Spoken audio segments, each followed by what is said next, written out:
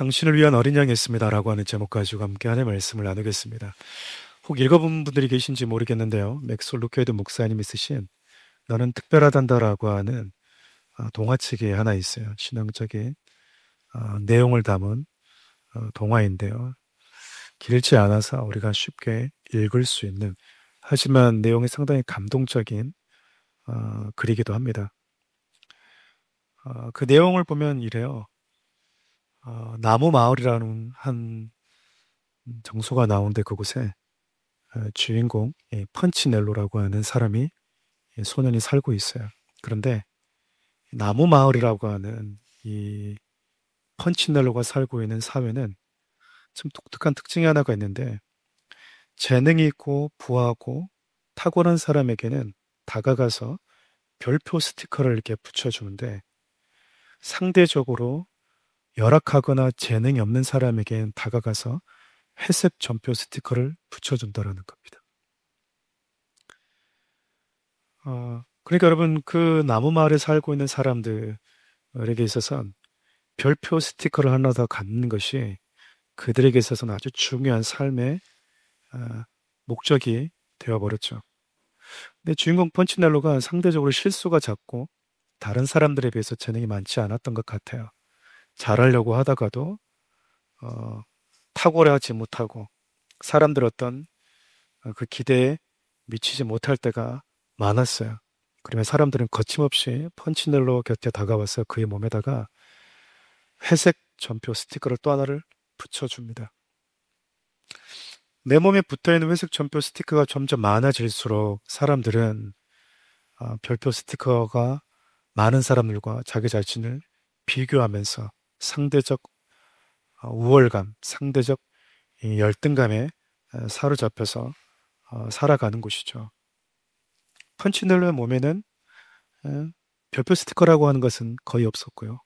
대부분 자기 온몸을 감싸고 있는 건 회색 전표 스티커였습니다. 그럼 여러분 얼마나 스스로의 이 자괴감과 열등감에서 우울하게 보냈겠어요. 그런데 한날 펀치넬로가 살고 있는 마을에 참 독특한 소년이 한 명이 찾아오는데 그녀의 이름이 루시아라고 하는 친구였어요. 루시아라고 하는 친구가 참 독특하고 특별했던 건 그녀의 몸에는 회색 전표 스티커가 없을 뿐만 아니라 별표 전표 스티커도 없었다라는 거예요.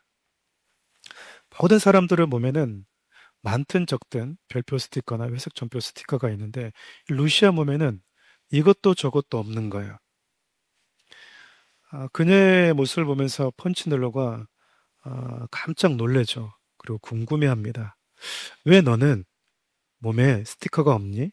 이렇게 질문을 한 거예요. 왜냐하면 사람들이 루시아를 보면서 또 다가와서 이 별표 스티커도 붙여보고 회색 전표 스티커도 붙여봤는데 그녀의 몸에는 사람들이 붙여주는 그 표가 붙지를 않는 거예요.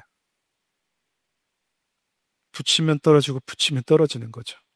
그러니 폰치넬로가 봤을 때는 얼마나 루시아가 특별했겠습니까?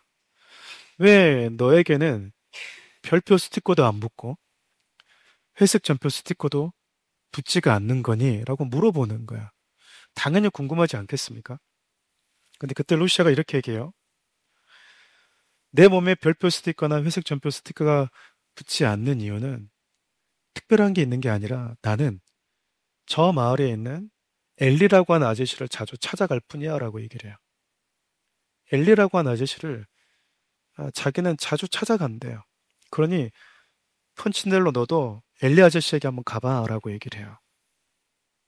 펀치넬로가 루시아의 말을 듣고 고민하고 갈등하다가 엘리 아저씨를 찾아가요. 엘리 아저씨 집 앞에 딱 섰을 때 그 엘리 아저씨가 펀치넬로를 알아봅니다. 그리고 이렇게 얘기해요. 펀치넬로, 너는 특별하단다. 왜냐면 내가 너를 만들었기 때문이야. 생각해보면 저와 여러분들이 살고 있는 이 세상도 펀치넬로가 살고 있는 세상과 크게 다르지 않은 것 같아요. 다른 사람들에 비해서 뭔가를 많이 가지고 있으면, 재능에 탁월하면, 어떤 능력이 있으면 내 의지와 상관없이 너는 참 괜찮은 사람이야. 너 같은 사람이 세상의 지도자가 돼야 되고 리더가 돼야 돼. 라고 환호해 주면서 와서 갖은 별표 스티커를 붙여줍니다. 반면에 세상으로부터 인정을 받지 못하면 사람들이 또 와서 뭐 하죠? 회색 전표 스티커를 붙여주는 곳이에요. 그래서인지 많은 사람들이 우리가 사는 세상에서도 사람들이 붙여주는 그 별표 스티커 하나 몸에 더 하나 더 붙여보겠다고 기를 쓰고 살아가고 있는 게 아닌가라는 생각이 들 정도예요. 내 몸에 붙어있는 별표 스티커와 회색 전표 스티커 개수를 가지고 사람을 평가하고 평가받는 세상이기 때문에 그렇습니다.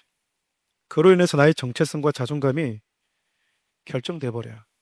얼마나 내 몸에 별표 스티커가 많은지, 얼마나 내 몸에 회색 전표가 적은지를 가지고 내 자신의 정체성과 자존감이 결정된다니까요. 한때 우리나라 헬조선이라고 하는 말이 유행할 때가 있었습니다. 하나님께서 여러분 대한민국을 정말 얼마나 살기 좋은 나라로 만들어 주셨습니까?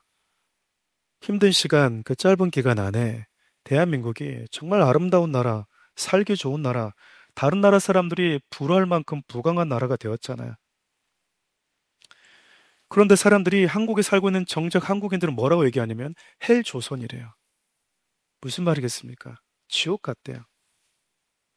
우리가 지난 여름 다녀왔던 선교지 빈민가에 살고 있는 아이들 앞에 가서 내가 살고 있는 우리 한국은 헬조선이라고 말하면 여러분 뺨 맞을지도 몰라요. 뺨 맞는다고. 치열한 경쟁 속에서 사람들이 붙여주는 별표 회색 전표를 가지고 평가받다 보니 내가 얼마나 특별한 존재이고 내가 살고 있는 세상이 얼마나 감사로 넘칠 수밖에 없는 곳인지를 잊어버리는 거예요. 우리가 여러분 너는 특별하단다라고 하는 그 책을 보면서 별표 스티커 붙인 걸 가지고 막 우울감을 가지고 살아가는 사람들을 본다든지 상대적으로 회색 전표 스티커가 많아서 우울하게 살고 있는 그 글 속에 책 속에 담겨져 있는 인물들을 보면 이 옅은 웃음들이 나오잖아요. 그걸 가지고. 근데 곰곰이 한번 생각해 보면 우리가 살고 있는 이 세상도 나무 마을에 살고 있는 세상과 그리 다르지 않잖아요. 마치 조작된 도시처럼 사단이 거짓된 사고와 이념, 가치로 세상을 완전히 거짓으로 조작해버렸다라고 하는 세상을 버릴 수가 없어요. 절대적인 진리의 말씀과 상관없이 세상적 가치, 사람들이 만들어 놓은 그 가치가 기준이 되어서 끊임없이 비교하고 비교를 당하고 상대적인 열등감과 우월감 속에 살아가고 있기 때문에 그렇습니다. 오늘 본문의 말씀을 보면 지금의 우리처럼 다른 이들과 비교하고 또 비교당하면서 힘들어하고 갈등하다가 결국 하나님을 믿는 믿음, 그 신앙까지 저버릴 뻔했던 인물이 등장해요. 그가 바로 아삽입니다. 아삽은 여러분, 소위 우리가 말하는 일반 평범한 성도가 아니에요. 레위 지파 출신이고요. 다윗 시대 때 찬양과 예배를 관할했던, 특별히 음악을 맡았던 찬양 리더 중에 한 사람이에요. 70편 73편을 보면 좀 길어 보이지만 내용이 의외로 단순합니다. 회중과 함께 성소에서 하나님을 찬양했던 사역자, 예배자였던 아삽이 어느 한날 정말 이해하기 힘든 상황을 보게 된 거야. 어느 한 장면이 자기 눈에 갑자기 들어와 버렸어요. 그리고 그 자기가 봤던 그 장면이 자신의 믿음을 송두리째 뽑아버릴 정도로 갈등하게 만들었더라는 거죠. 얼마나 심하게 갈등했는지 내가 하나님을 믿는 것이 무슨 유익이 있지? 내가 계속해서 하나님을 믿을 필요가 있나? 라고 하는 생각, 그로 인해서 믿음에서 미끄러지고 넘어져서 하나님을 떠날 뻔 했다라고 이야기해요. 그토록 예배자인 아삽을 힘들게 하고 하나님을 예배했던 그 예배자의 믿음을 송두리째 뿌리째 뽑힐 정도로 힘들게 만들었던 이슈가 무엇이었는가? 다름 아닌 악인들의 형통함이었어요. 하나님을 믿지 않고 하나님을 대적하는 악을 행하는 악인들이 너무 형통한 반면 자기처럼 하나님을 예배하고 하나님을 믿는다고 하는 사람들이 상대적으로 너무 열악한 환경 속에서 고난 속에서 살고 있는 모습이 갑자기 아삽의 눈에 들어온 거야. 모두가 그랬겠습니까? 아삽이 보면서 그게 눈에 들어왔던 거죠. 하나님을 믿고 따르는 성도들이 부해야 되고 형통한 것이 정상일 거라고 생각했는데 아삽이 보았던 현실은 하나님을 믿지 않고 도리어 하나님을 대적하는 악인들이 너무 형통해 보였던 겁니다. 도대체 악인들이 어느 정도 형통했길래 목회자 격인 아삽이 이토록 힘들고 갈등했던 걸까? 그럼 표준 세번역 1절부터 같이 읽어보면요. 좋겠어요. 우리 1절부터 3절 말씀을 같이 한번 읽어볼까요? 하나님은 마음이 정직한 사람과 마음이 정결한 사람에게 선을 베푸시는 분이건만 나는 그 확신을 잃고 넘어질 뻔했구나. 그 믿음을 버리고 미끄러질 뻔했구나. 그것은 내가 검하는 자를 시샘하고 악인들이 누리는 평안을 부러워했기 때문이다. 하나님께서 마음이 정직한 자에게 선을 베푸시는 분이라고 하는 그 믿음을 갖고 살았어요. 근데 그의 눈에 보이는 현실은 너무 달라 보였습니다. 그래서 자기 스스로가 믿음에서 넘어질 뻔했대요. 구체적으로 뭘 봤을까요? 4절부터 5절까지도 표준 세번역 함께 읽어보겠습니다. 그들은 죽을 때에도 고통이 없으며 몸은 멀쩡하고 윤기까지 흐른다. 사람들이 흔히 당하는 그런 고통이 그들에게는 없으며 사람들이 의뢰당하는 재앙도 그들에게는 아예 가까이 하지 않는다. 교만해서 하나님을 대적하고 사람들에게까지 악했던 자들이 너무 부유하게 사는 거야. 사람들을 무시하면서도 너무 그의 인생이 풍성한 겁니다. 세상 사람들이 세상에 태어나서 일반적으로 흔히 겪는 고통, 을에 겪을 수 있는 재앙을 단 한 번도 겪지 않은 거예요. 우리 이런 것을 보통 뭐라고 얘기하냐면 복이라고 얘기하죠. 우린 그것을 부러워합니다. 어쩌면 교회 다니는 옅은 신앙을 가지고 있는 많은 성도들은 이 복을 얻기 위해서 하나님을 찾고 예배하고 기도하고 있는지도 몰라요.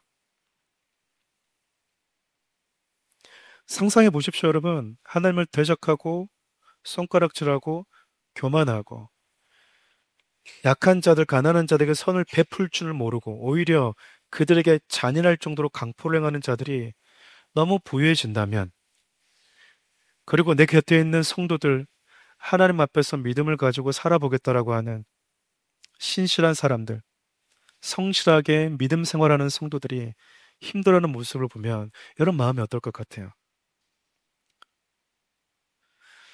좀 부당해 보이지만 그것도 참아 볼 수 있어요. 그런데 아삽이 보니까 적어도 죽을 때는, 마지막 때는, 그 마지막 죽는 그 짧은 시간만이라도 이들이 좀 괴로웠으면 좋겠고, 힘들었으면 좋겠고, 후회했으면 좋겠고, 고통스러웠으면 좋겠는데, 죽는 그 마지막 순간까지도 너무 편하게 죽는 거야. 아무 고통 없이 죽는 거야. 우리 보통 얘기하면 그냥 잠을 자듯이 가는 거야. 여러분, 이 정도면 예배 리더 아삽이라 해도 시험 들만 하지 않아요? 6절 이하를 보면 또 이들이 얼마나 교만합니까? 하나님이 당장 그 교만한 목을 꺾어주셔도 모자랄 판인데 오히려 더 거만하고 남을 비웃습니다. 거침없이 여러분 악한 말을 쏟아내는 거예요.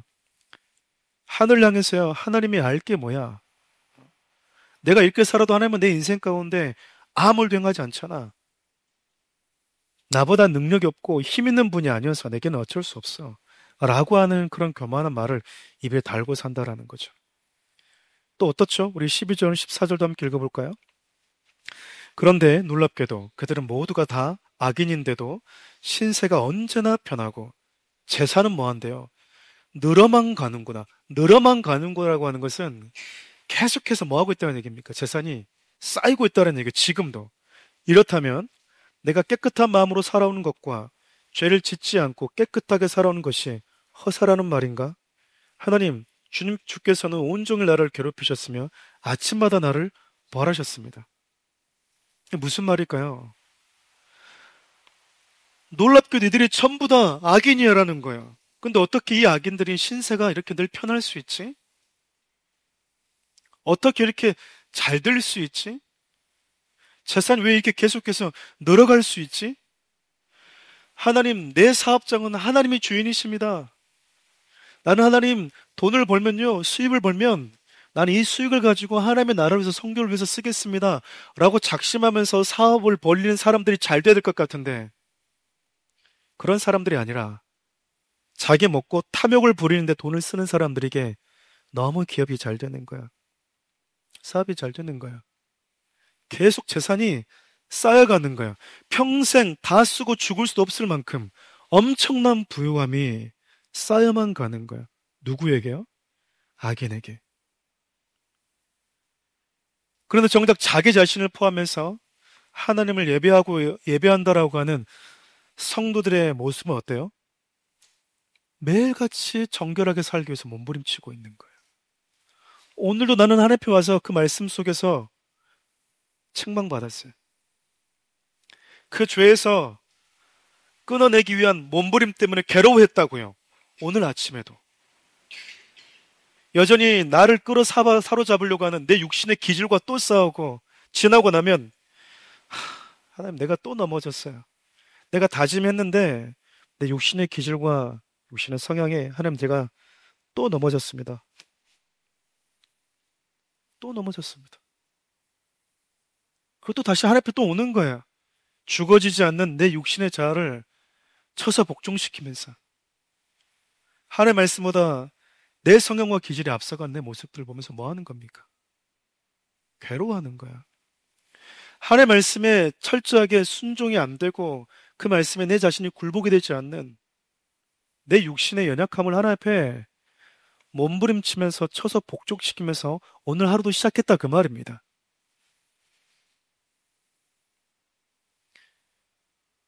그렇게 살아온 나는 뭐지? 그렇게 살고 있는 우리는 뭐지? 그렇게 사는 것이 하나님의 사람들이고 그렇게 사는 것이 가장 복된 인생입니다라고 말했던 그렇게 배웠던 우리 모두는 뭐지? 나는 예배하면서 예배를 인도하고 찬양하면서 하나님의 선하심, 신실하심을 고백했는데 하나님은 당신을 믿고 따르는 정결한 자들에게 복 줄 거라고 말해왔는데 나와 나를 믿고 하나님을 예배하는 성도도 눈에 비치는 현실은 너무 달랐던 거예요. 여러분들 아삭과 같은 이런 질문 해보지 않으셨어요? 우리 한 번쯤 이 질문 앞에 서 봐야 되거든요. 그 이유는요, 많은 이들이 아삽의 눈에 비춰진 악인들의 삶에서 일어나는 그 형통해 보이는 것들로 인해서요, 마음이 상한 이들이 많기 때문에 그래요. 그리고 아삽의 눈에 비춰진 악인들의 그 형통해 보이는 것을 인생의 가치로 삼고 그것을 추구하고 하나님을 믿고 따르는 자들, 신앙생활하는 이들이 많기 때문에 그래요. 여러분들 오늘 이 자리에 앉아 있는 이유, 하나님 앞에 나와서 기도하는 이유가 무엇입니까? 여러분들의 기도 제목이, 내용이 뭘로 가득합니까? 여러분, 이런 교인들의 특징을 보면 내가 바라고 원하는 대로 이루어지지 않으면 하나님을 믿어야 될 이유를 찾지를 못해요.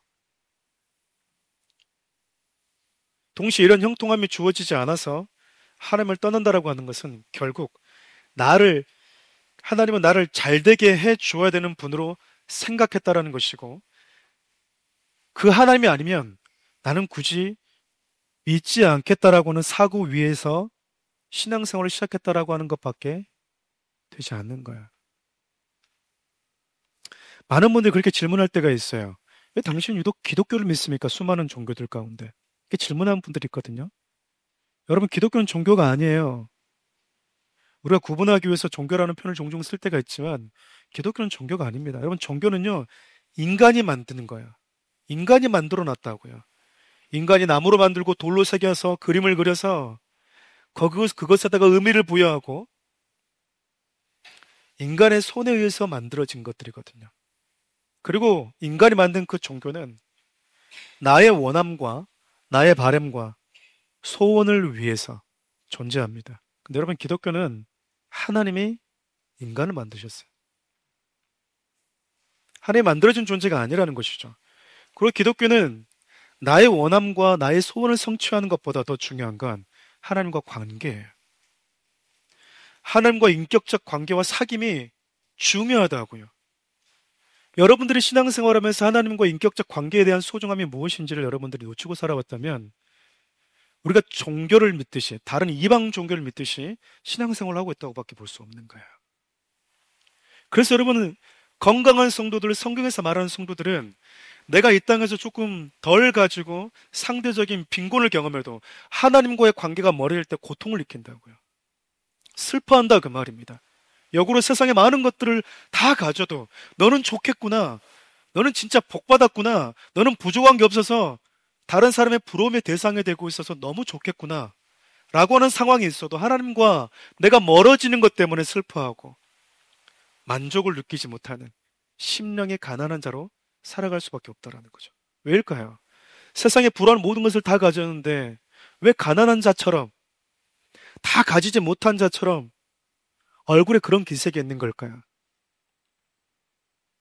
기독교는 하나님과의 사귐의 종교이기 때문에 그래요. 하나님과 멀어질 때 힘든 거예요.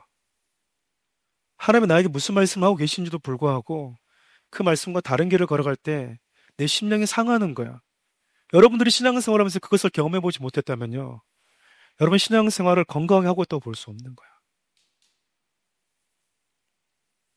얼마나 많은 교인들이 자신이 원하는 하나님을 만들어 놓고 내 인생에 별표 하나를 붙여주면 할렐루야라고 했다가 사람들이 보기에 회색 점표 하나 붙여주어서 그 회색 점표가 많아졌다고 여겨지면 심에 드는 경우가 많은지 모릅니다.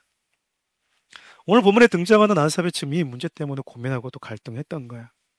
그리고 우리 모두가 다 충분히 고민하고 갈등할 수 있는 주제이기도 합니다. 저도 마찬가지였어요, 여러분. 신앙생활하면서 한 번쯤은 이 문제 때문에 고민하는 게 정상일 수 있다고요. 그리고 저는 고민해 봐야 된다고 생각합니다. 근데 여러분, 아삽이 자신의 믿음이 사라질 것 같은 신앙의 위기를 지금 겪고 있는데 이 상황을 여러분 어떻게 극복해냈는지가 참 중요해요. 아삽이 여러분, 자기가 믿음의 고백을 하고 있잖아요. 만일 제가 여러분 목사인데 여러분에게 있어서 예배자인데 여러분 제가 실은요 시험 들어서 목회도 그만두고 아니 신앙도 포기해버릴까 봐 생각했습니다. 왜냐면요 저는 평생 살아도요 제 집 하나 없고요 제 땅 한 평이 없고요 빚만 있고요. 근데 평생 그렇게 말씀을 묵상하고 가르치는 저와 달리 저 사람은 악하게 사는데 너무 잘 돼서 여러분 제가 그 이유를 여러분에게 들먹인다면 그럴 수 있으라고 여러분 동의할 수 있겠어요? 목사님 그것밖에 안 됐어? 저분과 함께 내가 예배를 드렸다라는 거야? 저 수준밖에 안 되는 분에게 내가 양육을 받았다라는 거야? 여러분 그렇게 생각하지 않겠습니까? 근데 지금 아삽이 자기의 삶에 있어서 느끼는 갈등을 솔직하게 얘기를 하고 있어요. 그러면서 뭐라고 얘기하냐면 그런데 나는 이 갈등과 고민 속에서 어떻게 헤어나왔는지 아니? 그 이유를 알려줘요. 그 비결을. 그 첫 번째가 뭐냐면요.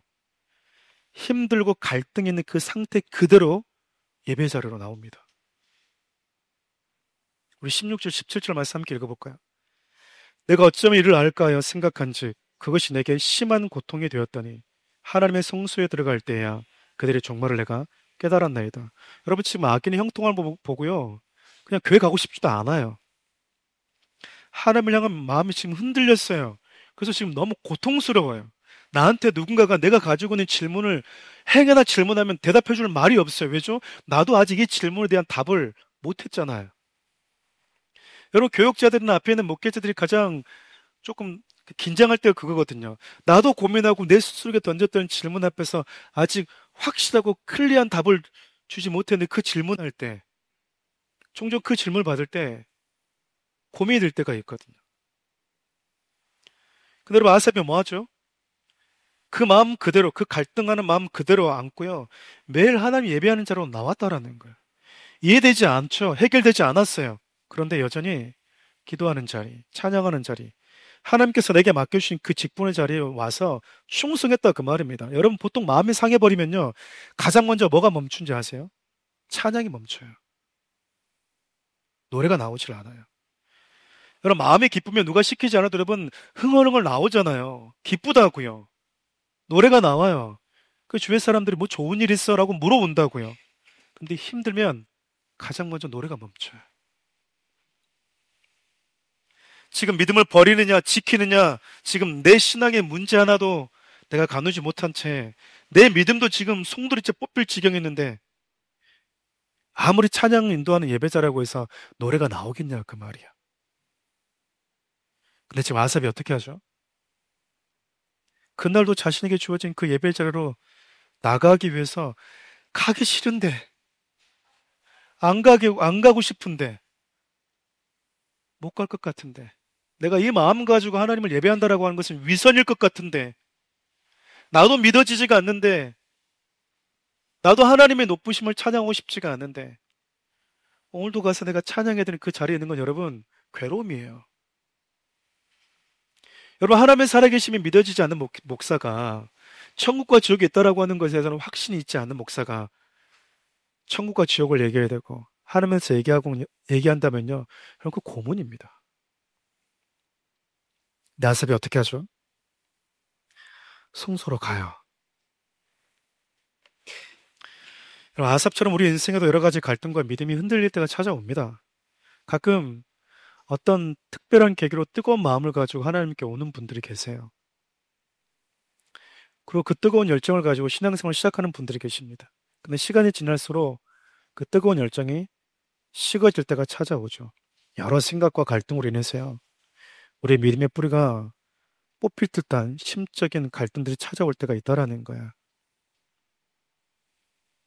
왜냐면 조금 더 깊이 깊이 교회 안으로 들어올수록, 공동체 안으로 더 깊이 깊이 들어올수록 하나님의 세심한 섬세한 마음도 느끼지만 사람들의 냄새도 함께 맡게 되거든요.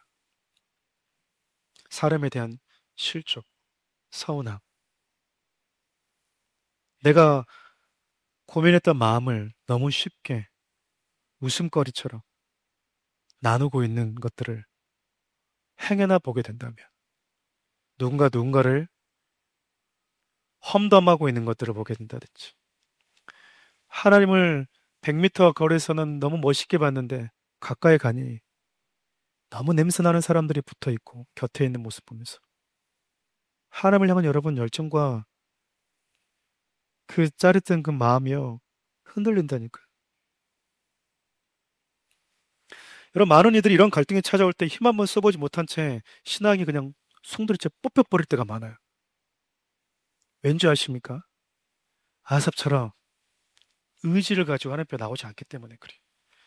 가장 먼저 찬양이 멈추듯 가장 먼저 예배지로 나가는 발걸음이 멈춰버린다니까요. 내가 이해가 안 되니까 안 가고 싶은 거야. 내가 상황이 안 되니까 안 가고 싶은 거야. 내 마음이 내키지 않으니까 안 가게 되는 거야. 저는 사랑하는 우리 성도들이 내 감정, 내 기분 내키는 대로 여러분 신앙생활 하지 않았으면 좋겠어요. 우리의 신앙과 믿음을 감정과 기분이 끌고 가도록 여러분 내어두지 마십시오. 그런 기분이나 감정, 그리고 정적인 것이요, 나의 신앙을 끌고 가는 것이 아니라 진리의 말씀이 나를 이끌고 가도록 해야 되는 거예요. 아삽 여러분, 믿음이 사라질 것 같은 신앙의 위기를 극복할 수 있는 여러분 두 번째 이유는요, 힘들어도 자기에게 주어진 예배의 자리에 오면서요, 하나님께서 보여주신 인생의 결말을 봤기 때문에 그래요. 제가 제자 훈련하면서 이런 부분들 여러분들에게 몇 번 가르쳐 주고 또 언급했던 것으로 기억합니다. 여러분, 성전은 성소와 함께요, 크게 세 부분으로 이루어져 있어요. 하나님의 임재를 상징하는 언약궤, 법궤가 있는 지성소, 그리고 중앙에 기도를 상징하는 분향단과 좌우에 금초대와, 그리고 그리스도가 우리의 생명의 떡이라고 하는 걸 상징하는 떡상이 있어요. 성소와 지성소는 휘장이라고 하는 두꺼운 커튼으로 가려져 있습니다. 그리고 성소에 들어설 때 가장 먼저 만나는 곳은 뜰입니다. 마당이라고도 하죠. 이 마당이라고 하는 성전 뜰에서는요, 짐승을 잡는 번제동과 물두멍이 있어요. 그러니까 여러분, 지성소와 성소는 상대적으로 좀 조용한 곳, 좀 침묵이 있는 곳이라고 한다면, 뜰은요, 도떼기 시장과 같아요. 그냥 뜰에서 짐승을 잡는 이들과 그 짐승이 죽어갈 때 외치는 그 울음소리, 뜰에 있는 제사장과 레위인들, 짐승을 가지고 온 사람들 온몸에 얼굴에 손에 피 범벅 묻어있는 피를 또 씻는 피 냄새가 진동하는 현장이 바로 성전 뜰이에요.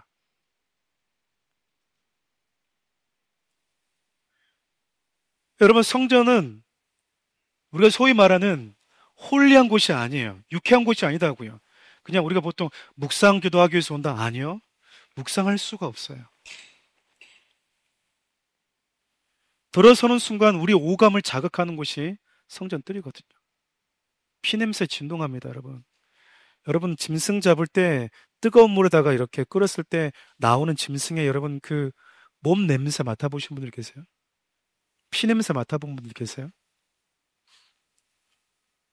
땀 닦는다고 이렇게 닦았는데 그냥 피가 그냥 이마에 묻어있는 거 여러분 상상해 보십시오. 그런 일들이 일상으로 일어나는 곳이 성전 뜰이었어요.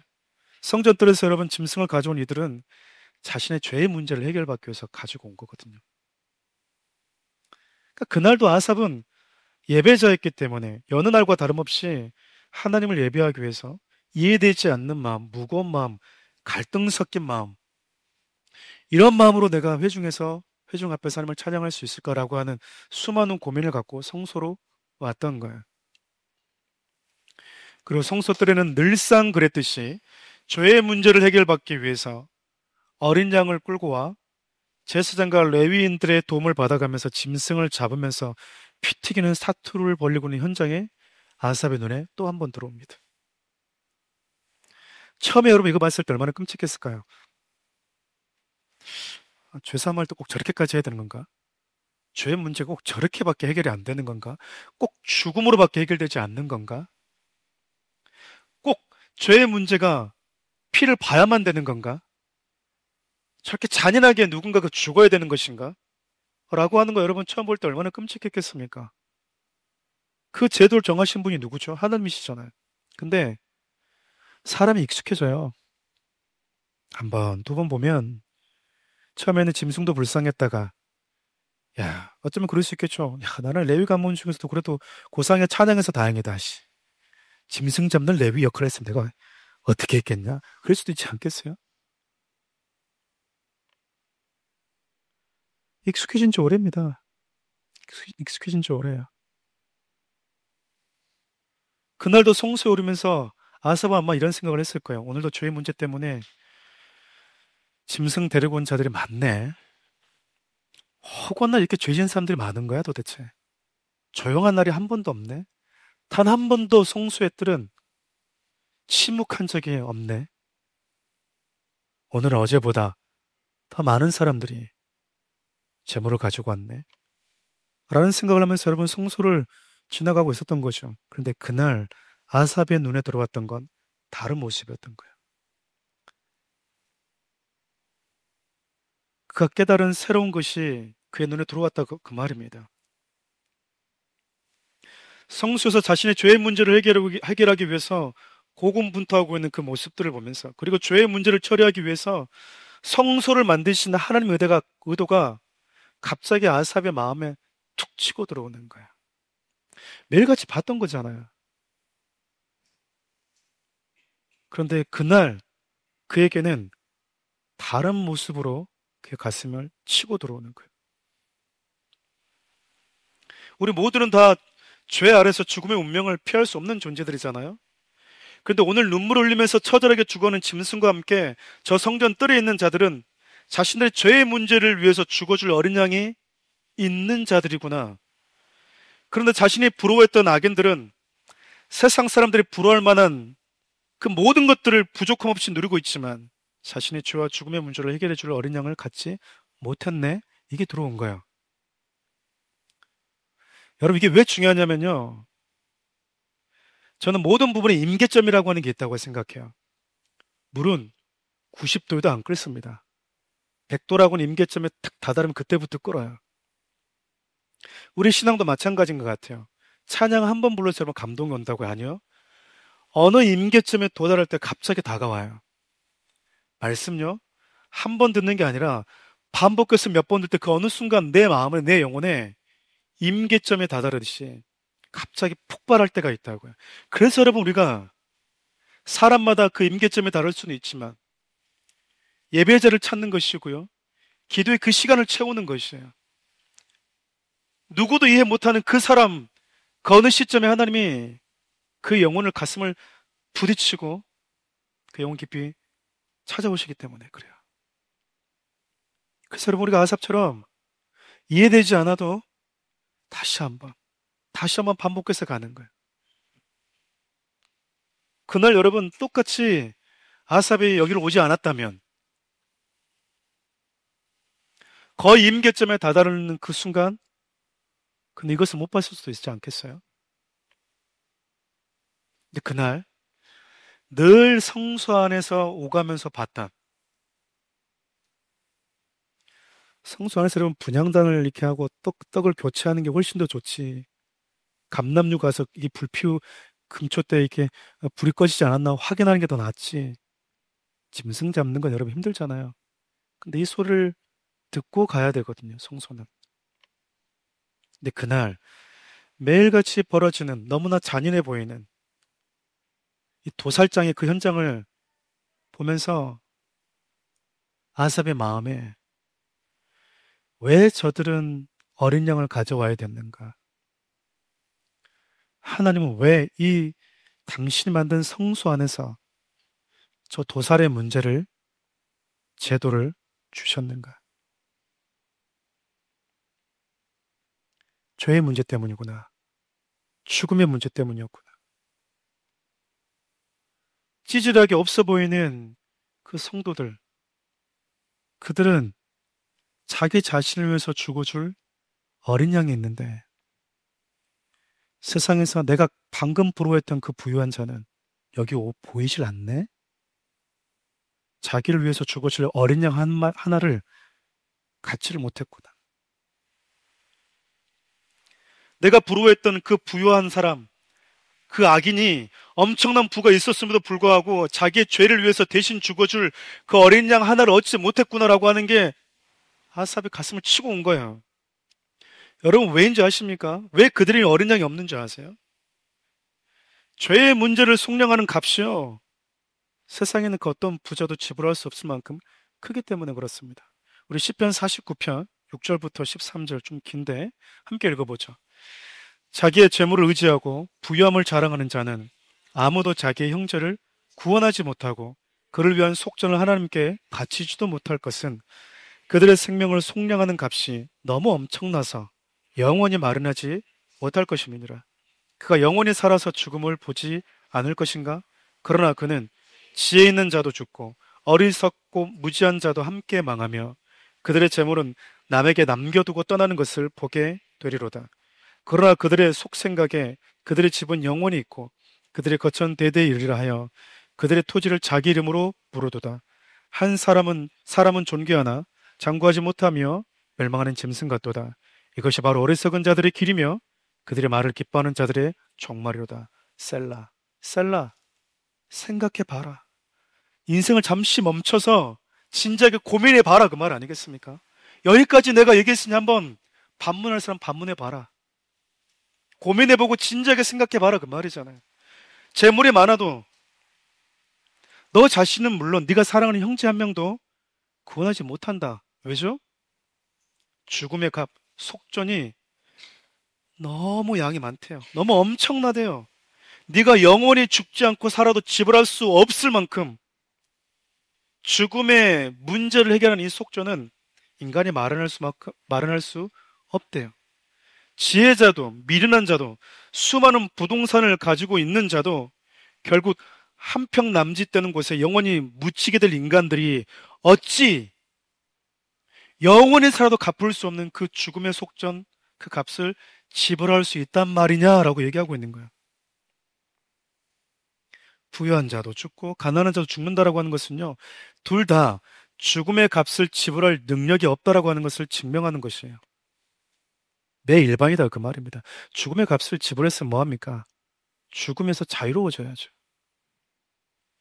여러분 지금 저와 여러분들에게 필요한 것은요, 펀치넬로가 살았던 세상처럼 사람들이 내 몸에 붙여주는 별표 스티커 하나, 어떻게 해서든지 그 별표 스티커 하나 더 붙이는 것이 아니에요, 여러분. 사람들의 임의로 내 의지와 상관없이 내 몸에 회색 점표 스티커 하나 떼는 것이 중요한 게 아니다, 그 말입니다. 죽음의 운명을 안고 태어난 죄인된 인간들이 자기 인생에서 반드시 떼내야 되는 표식은요, 죄예요. 죄의 노예라고 하는 표식이라고요. 근데 이것은 인간의 능력이나 그 어떤 부유함으로도 제거할 수가 없답니다. 우리 영혼에 붙어있는 여러분, 죄의 노예라고 하는 이 스티커는요, 죽음이 절대적인 주인 행세를 하게 만들어요. 별표가 많으면, 환호하고 회색 점표가 많으면 사람들이 비웃겠죠. 하지만 여러분, 죄의 표식이 있는 자들을 향해서 죽음은요, 너는 내 거야 라고 소유권을 주장합니다. 넌 내 거야. 네가 돈이 많아? 넌 내 거야. 세상에 불화할 모든 걸 다 가지고 있어? 넌 내 거야. 네가 만수르야? 네가 만수무강할 것 같아? 넌 내 거야. 착각하지 마라. 죽음이요, 소유권을 주장해버려요. 내가 죽으면서 자유로울 수 있다고? 네가 죽으면 나의 노예인데 네가 여기서 해방될 수 있다고? 네 돈으로, 네 건강으로, 네 재능으로 사람들이 붙여준 수많은 별 스티커가 있다고? 여러분, 우리가 가끔씩 초등학교나 유치부 가면 다음 세대 여름 캠프 하면 달란트 시장이라고 하는 걸 해요. 그래서 여러분 진짜 싸게 팔잖아요. 거기 여러분 달란트 5달란트 10달란트 그래요. 여러분 그거 여러분 받으면 나와서 소고기 사 먹을 수 있습니까? 그 달란트 시장 할 때만 통용되는 거예요. 달란트 시장에서 애들이 가지고 온 100달란트, 10,000달란트를 내가 가지고 있어서 이거 가지고 여러분 저 백화점 먼저 샤넬 하나 주세요. 우리 샤넬 하나 주세요. 그럼 줍니까? 루비통 달라면 줍니까? 웃어버리죠. 똑같아요, 여러분. 우리가 살고 있는 세상에서 너 몇 달란트 갖고 있어? 너 재산 얼마야? 너 집이 얼마야? 아무리 그렇게 얘기를 많이 해도 죽음은요, 비웃어요. 그건 니들이 사는 세상 속에서 제도이겠지. 나는 네 위에 군림하는 주인이야.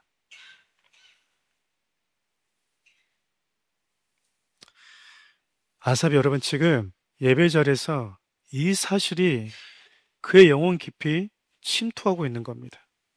편안하게 죽으면 뭐하고, 고통스럽게 죽으면 뭐 할 겁니까? 가끔 이런 분들이 계세요. 신앙생활 잘해서 편안하게 죽으면 하나님이 은혜를 줬대요. 그럼 여러분, 고통스럽게 죽으면 하나님 은혜를 안 준 겁니까? 초대교회 순교자들은 다 고통스럽게 죽었는데, 그러면 그는 잔인한 고통, 죽음이고 저주스러운 죽음입니까? 우리가 그렇게 자꾸 생각을 하잖아요. 그걸 바랄 수는 있어요. 그러나 그것을 가지고 좋은 거니 나쁘냐라고 가늠할 수는 없어요. 많이 남기고 하면 뭐하고 적게 남기고 하면 뭐 할 겁니까? 여러분 방금 읽었던 시편 46편에 그렇게 얘기하잖아요. 사람들이 영원히 살 것처럼 부동산도 자기 이름으로 땅을 정해놓고 간대요. 여기 누구 땅? 무슨 대로? 그래 봐야 네가 남기고 간 거 다른 사람들이 다 가져갈 뿐이다. 모두 다 죽음의 저주 아래 있대요. 다 불행하고 저주스럽기는 매 한 가지다 그 말입니다. 그런데 여러분 아삽이 성수에서 누구도 지불할 수 없는 모든 사람이 군림하는 절대적인 주인인 죽음 앞에 속전이 지불된 자들을 지금 보고 있는 거예요. 성전에 나와서 세상에 생명과 죽음을 만드신 그 하나님, 완전한 재판장 앞에서요. 나를 위해서 대신 죽어준 그 어린 양의 속죄물과 함께 그분 앞에서 나의 속전이 지불되고 있는 현장을 아삽이 지금 보고 있는 거예요. 이전에는 악인들이 가지고 있는 부염과 형통함이 그의 눈에 들어오다가 이제는 죽음의 속전이 지불된 자들, 그리고 누구도 지불할 수 없는 죄와 죽음의 문제를 친히 자신의 생명으로 지불하고 계신 하나님의 어린 양이 그의 눈에 들어오기 시작한 거예요. 여러분, 저는 다양한 동기로 신앙생활을 할 수 있다고 생각합니다. 어떤 분들은 마음의 평안을 얻으려고 신앙생활 하는 분도 계시고요. 어려운 문제 때문에 교회 나오는 분들도 있다고 생각해요. 하지만 결국 신앙이라고 하는 것은 세상에서 일어나는 형통함을 보다가, 그래서 그것으로 인해서 갈등하다가 죽음을 피할 수 없는 죄인된 내게 영원한 생명을 주기 위해서 대신 죽어주신 예수 그리스도의 시선이 맞춰져 가는 여정이어야 됩니다. 우리가 교회에 나와서 바라보고 또 반드시 만나고 가야 되는 분은요, 저와 여러분의 죄와 죽음의 속전을 대신 지불해 주신 예수 그리스도예요.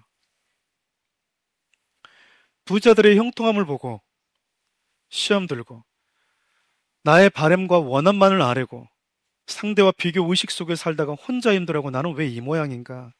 왜 나만 안 풀리나? 라고 하는 질문만 하고 돌아가는 게 아니에요.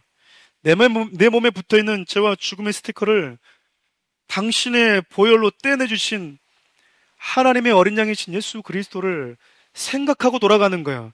그분의 은혜를 생각하고 돌아가는 겁니다. 성경은 나무에 달려 죽으신, 나 대신 저주받으신 예수 그리스도께서 저와 여러분들의 죄와 죽음의 값을 지불하셨대요. 우리 디도서 2장 14절 상반절 함께 읽어볼까요? 예수님께서 그가 우리를 대신하여 자신을 주시면 모든 불법에서 우리를 속량하시고, 베드로전서 1장 18절에서 19절도 함께 읽어보겠습니다. 너희가 알거니와 너희 조상이 물려준 헛된 행실에서 대속함을 받은 것은 은이나 금이나 없어질 것으로 된 것이 아니요 오직 흠없고 점없는 어린 양 같은 그리스도의 보배로운 피로 된 것이니라.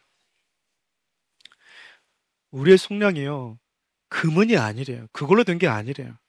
이 말은 아삽이 보았던 부유함을 가진 악인들, 그 악인들 가지고 있는 그 부유함을 가지고 해결될 문제가 아니라는 겁니다.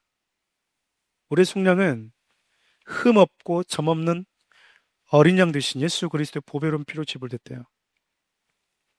여러분, 속량이라고 하는 영어 단어, 리뎀션이라고 하는 단어 여러분 아실 거예요. 실제로 로마 시대 때 노예를 사고 파는 노예 시장에서 통용되었던 단어입니다.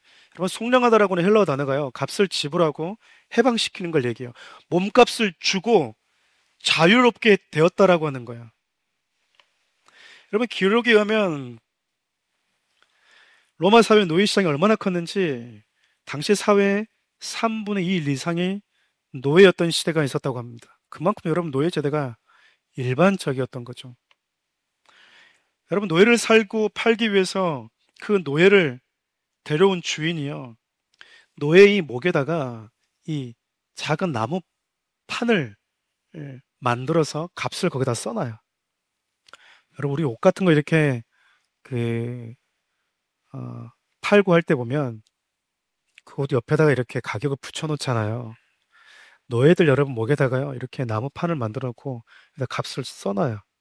아이들, 남자, 여자, 노인까지 짐승을 사고 팔듯이 사람들이 거래되는 여러분 노예 시장 한번 생각해 보십시오. 한번 상상해 보세요. 영화에서 여러분 쉽게 볼 수 있잖아요. 노예 상인이요, 옷을 팔듯이 사람을 팔아요. 지나가는 사람들 향해서 여기 보십시오, 일 잘하는 똑똑한 어린 노예가 있습니다. 얼마입니다. 보십시오 여러분, 건장한 노예, 힘 있는 젊은 노예도 있습니다. 예쁘고 아름다운 여자 노예도 있고요. 힘은 약하지만 그래도 집안일, 잡일 정도 맡기면 능숙하게 할 수 있는 늙은 노예도 제가 싸게 드릴 수 있습니다. 그런 소리가 여러분 너무 일반적으로 아무렇지 않게끔 노예 시장에서 들리는 거예요. 그렇게 노예로부터, 상인으로부터 노예를 사잖아요. 그럼 주인은 자신의 소유임을 증명하기 위해서 자기의 이름을 새긴 도장을요, 어깨나 등에다가 이렇게 낙인을 찍습니다. 여러분, 근데 노예들 삶이 비참하잖아요? 노예들은 자유롭고 싶잖아요. 그래서 여러분, 당시에도 노예들은 도망가는 노예들이 많았다고 그래요. 그 도망간 노예들을 잡아오는 기관이 있을 정도였으니까. 빌레몬스에 보면 여러분, 오네시모가 등장하는데 주인으로부터 도망가다가 잡혀온 노예였습니다. 우리나라도 여러분 추노 제도가 있었죠. 끝까지 도망간 노예를 잡아오는 거예요. 도망친 노예를 여러분 푸기트부스라고 부릅니다. 푸기트부스. 달아나다라고 하는 라틴어 푸게토에서 왔어요. 푸게레에서 왔어요. 푸게레에서. 여러분 도망치다가 노예가 다시 잡히잖아요. 여러분 아주 가혹하고 혹독한 형벌을 받습니다. 심할 경우는 여러분 주인이 다시는 못 도망가게 얼굴 볼이나 이마에다가요 낙인을 찍어버려요. 어떤 낙인을 찍냐면 이 도망간 노예는 항상 주인의 사슬과 열쇠에 묶여 있어야만이 된다 라고 하는 그 의미를 담아서요 열쇠 모양의 낙인을 찍기도 하고요. 이 노예는 도망가다가 붙잡혀온 노예라고 하는 그 글씨의 약자인 FUG라고 하는 글씨로 낙인을 찍어서 평생 도망 못 가게 만듭니다. 여러분 생각해보세요. 등에 있을 때는 노예들이 그나마 옷을 입으면 가려지잖아요. 그러니까 여러분 도망간 노예들이 가장 먼저 한 게 뭘까요? 자기 등에 새겨진 피가 낭자에도 여러분 칼로 그 낙인을 잘라내는 거예요. 벗겨내는 거라고요.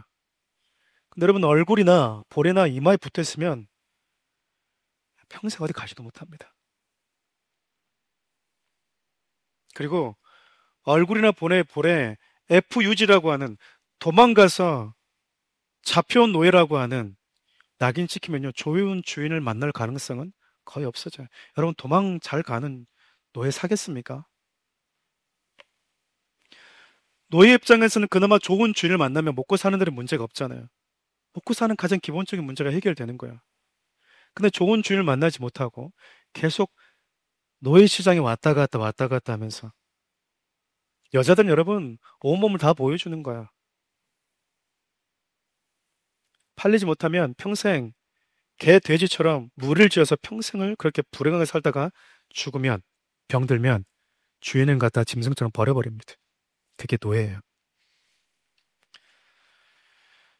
성경은 저와 여러분들 죄와 죽음의 노예라고 합니다. 죄는 자신의 노예인 인간을요 단 한 명도 인류 역사상 놓친 적이 없어요. 단 한 명도 놓친 적이 없다니까요. 도망간다고 도망칠 수 있는 게 아니에요. 죽음은 절대적인 주인처럼 절대적인 탁월한 추노처럼 모든 인간을 찾아냈어요. 결국 죽음의 권세에 넘겨줘 버립니다. 많은 부유함을 가지고 있고 능력을 가지고 있다고 해서 여러분 죽으며 거들떠 보지도 않아요, 여러분. 인간이 영원히 살아도 갚을 수 없을 만큼의 값이 지불되어야만이 한평 살아야만이 지불될 수 있을까 말까 한 그 속전이 한평생 살면서 인간이 모은 그 부유함을 가지고 죽음에게 가져간다고요? 죽음이 여러분 푼돈에 불과해요. 푼돈이라고 여러분. 우리 소위 말하는 껌값도 안 된다고요. 아삽이 보았던 그 악인들이 가지고 있는 그 부유함이요. 죽음에게는 푼돈이에요, 푼돈. 네 이걸 가지고 영원히 살아보겠다고? 네 영혼을 건져보겠다고? Are you crazy? 미쳤어? 푼돈인데? 이걸 가지고? 그 어떤 부유함으로도 죽음의 문제는 해결될 수 없는 거예요. 그러니 지금은 누가 이 땅에서 좀 더 잘 먹고 사느냐, 그게 문제가 아닌 거예요. 아삽은 예수 믿는 자들은 가난해 보였고요. 구질구질해 보였고요. 매일같이 하나님의 말씀대로 살기 위해서 몸부림치는 게 지겨울 정도였어요. 이렇게 살다가 끝나는 거야? 그런데 그날 성소에 가서 그의 눈에서 봤던 건 그가 그토록 부러워했던 부자도 지불하지 못했던 죄와 죽음의 값을 자신을 포함해 성도들은 지불되었다라고 하는 것을 깨닫게 된 거야. 누가 부자입니까, 그러면? 그럼 진짜 부자 누구예요? 아삽이 보았던 그들이 부자인가요? 아니면 저와 죽음의 속전이 지불된 저와 여러분들입니까? 누가 지금 누구를 부러워해야 되죠? 아삽이 부러워했던 그 부유한 악인이 자기의 모든 것을 가지고 지불할 수 없는 것을 저와 여러분들은 지불된 자래요. 아삽이 이 사실을 깨닫지 못했을 때 자기 자신을 어떻게 표현하냐면요. 내가 무죄했습니다. 하나님, 제가 짐승과 다를 바가 없네요. 어차피 아삽의 표현을 그대로 빌리면 짐승과 다를 바 없는 신앙생활을 우리가 하고 있는지도 몰라요. 전 사랑하는 우리 교회 성도들이 부유했으면 좋겠습니다. 전 사랑하는 우리 교회 성도들이 좋은 집에 살았으면 좋겠어요. 전 사랑하는 우리 교회 성도들이 좋은 차를 가지고 살았으면 좋겠어요. 하지만 여러분, 부유함을 가져도 10년까지 부유해지면 안 됩니다. 좋은 집에 살아도 우리가 소망하는 곳은 그곳이어야 되지는 않아요. 아삽이 한동안은 고민했어요. 갈등했어요.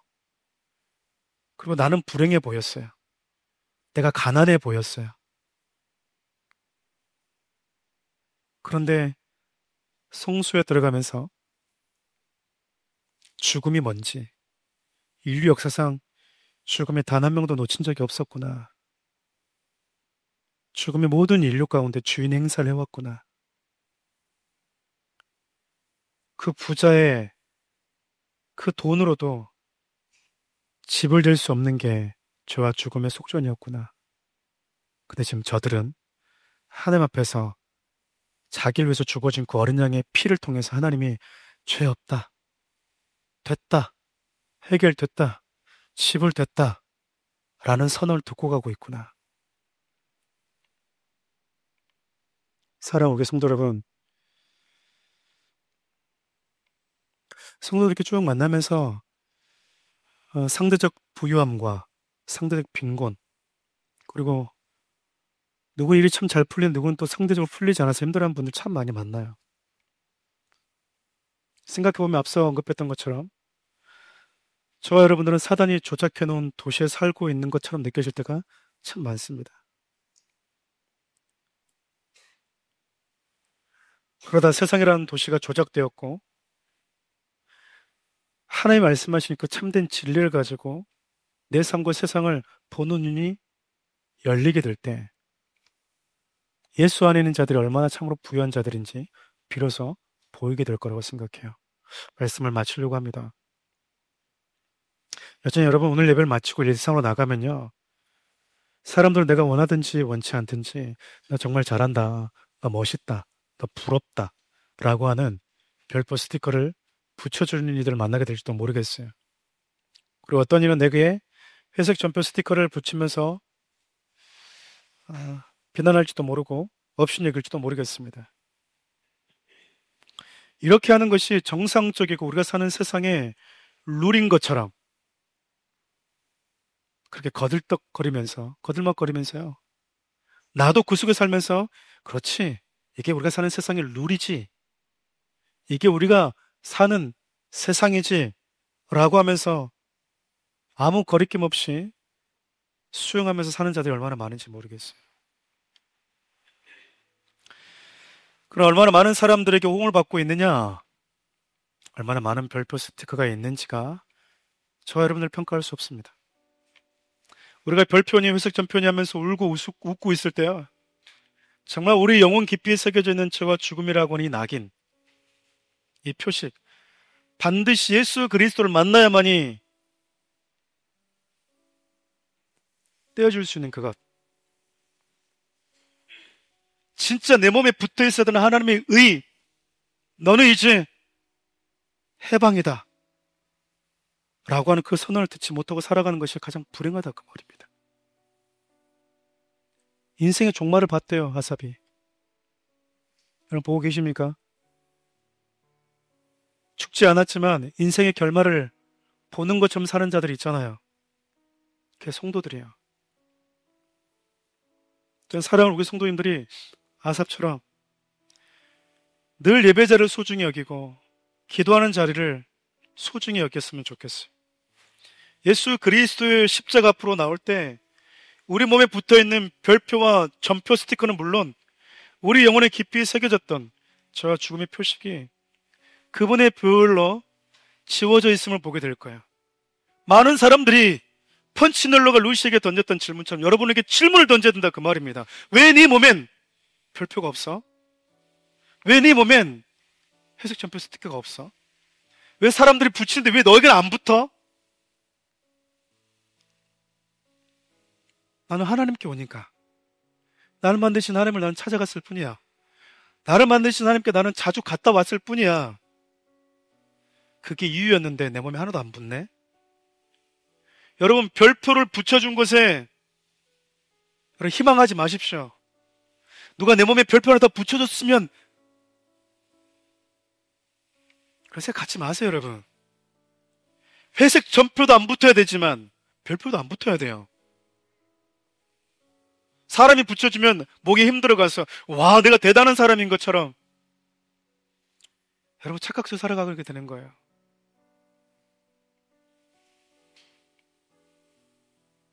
세상이 저와 여러분들을 보고 부러워해야 되잖아요.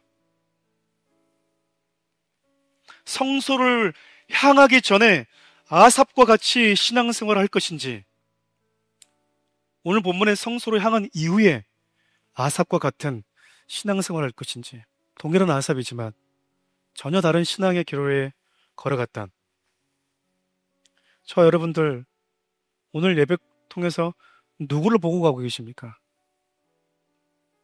여전히 악인 형통을 부러워하고 계십니까? 여전히 나보다 잘 사는 사람들 보면 부럽습니까? 부러워하고 우리가 또 열심히 살아야 되겠죠. 근데 여러분, 정작 부러워야 될 사람은 세상이 우리를 부러워해야 되는 거예요. 성경이 그렇게 얘기하잖아요. 너무 엄청나서, 속전이 너무 엄청나서 평생 영원히 살아도 갚을 수 없는데, 한평생 단 한 인생을 산다고 니들 갚을 수 있는 게 아닌데, 그 어떤 부자도 자기들 그 부염을 가지고 지불할 수 없는 것이 죄와 죽음의 속전인데, 오히려 부자들 와서 놀라야 되는 거예요. 너는 어떻게 지불했어? 구질구질 나보다도 더 가난한 것 같던데 어떻게 지불한 거야? 나는 나를 만드신 그분께 갔을 뿐이야. 왜 네 몸에는 사람들이 그토록 원하는 별표가 하나도 없어? 왜 사람들이 그렇게 싫어하는 회색 점표도 하나도 없어? 나는 나를 창조하신 그분께 자주 가고 갈 뿐이야. 사랑하는 우리 성도님들이 많은 것들을 보고 많은 것들을 접할 때, 오늘 아삽이 보았던 성소에서 하나님께서 우리의 속전을 지불하기 위해서 어떤 일을 하셨는지를, 그분이 잡으신 분이 누구인지를 볼 수 있을 때, 내가 진짜 부유한 자구나, 예수가 왜 나의 부유함이라고 하는지 이제 알게 되실 거야. 내가 정말 부유한 자이고 세상에 나를 부러워할 수밖에 없는 자이구나 라고 하는 그 신앙의 부유함과 신앙의 아름다움을 회복할 수 있었으면 참 좋겠습니다. 그리고 좀 이 찬양을 주님께 올려드리고 기도자 나갔으면 좋겠어요.